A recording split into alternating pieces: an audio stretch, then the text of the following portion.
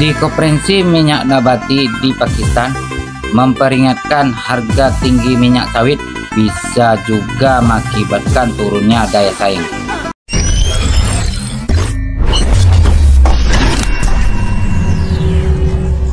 Salam planter Indonesia, apa kabar sobat planter yang ada di Indonesia? Semoga baik-baik saja.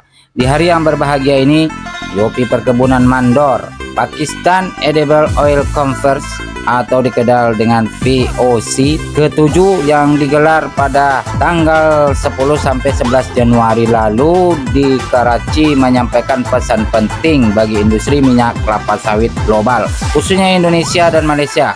Konferensi ini melihat tingginya harga minyak sawit yang kini mencapai tingkat premium, sehingga menuntut kebijakan yang dapat menjaga keseimbangan permintaan dan pasokan.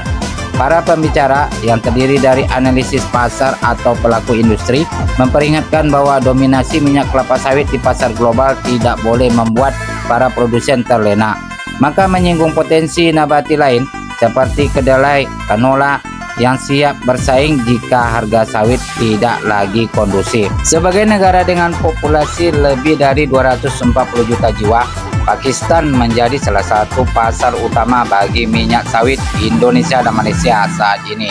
Kebutuhan minyak makan domestik Pakistan mencapai 4,5 juta ton per tahun, sementara produksi dalam negeri hanya sekitar 0,5 juta ton. Untuk memenuhi kebutuhan tersebut, Pakistan mengimpor sekitar 3 juta ton minyak makan, di mana minyak sawit mendominasi dengan 2,9 juta ton pada tahun 2023. Keuntungan Pakistan pada minyak sawit membuat kebijakan Indonesia sangat berpengaruh terhadap pasar mereka. Salah satunya kebijakan yang mendapatkan perhatian adalah peralihan dari program B35 ke B40 yang berpotensi mempengaruhi pasokan minyak sawit ke pasar global. Dalam informasi yang diperoleh Kamis tanggal 30 bulan 1 2025, Ketua Asosiasi Peora Abdul Rashid Jan Muhammad juga menyoroti kebijakan ini meloloskan impor kedelai hasil rekayasa genetika GMO.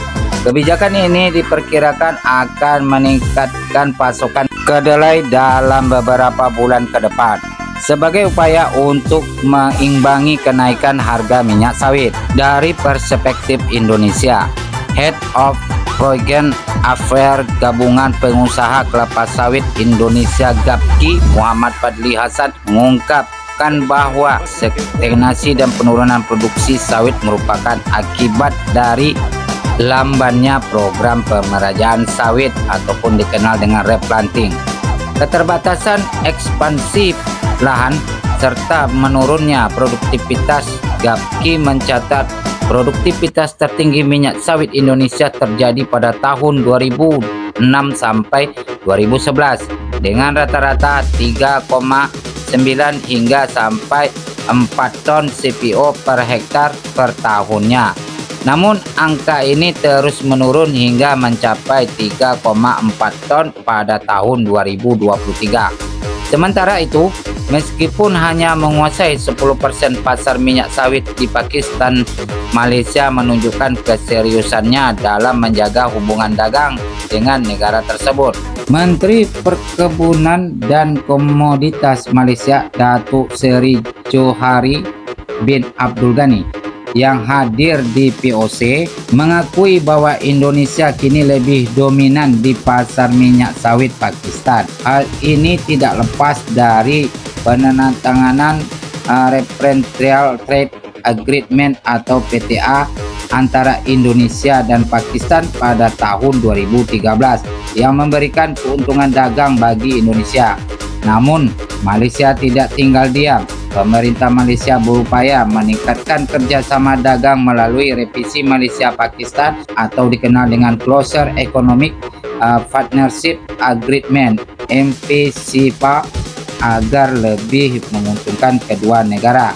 Selain itu, Malaysia berkomitmen menjaga stabilitas pasokan minyak sawit dengan meningkatkan produktivitas lahan yang terbukti dengan kenaikan ekspor sebesar 12% tahun lalu tanpa ekspansi lahan. Pada saat ini, harga dan pasokan minyak sawit global akan tetap menjadi isu strategis bagi negara-negara produsen dan konsumen.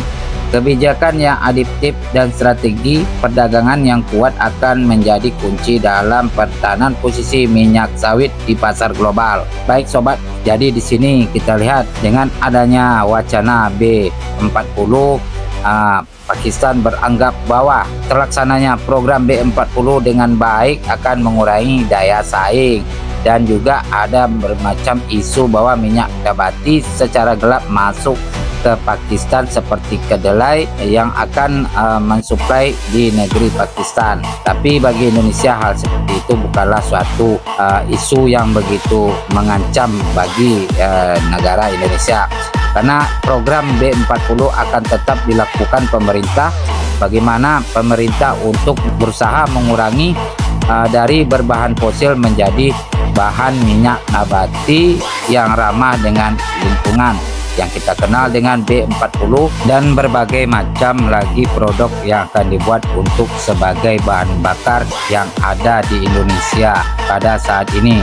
Jadi itulah sobat yang saya sampaikan pada kali ini tentang konferensi yang terjadi di Pakistan tentang kekhawatiran dari B40 dapat mempengaruhi dari sektor ekspor kelapa sawit ke Pakistan. Bersama Yopi Perkebunan Mandor, sampai jumpa di lain waktu.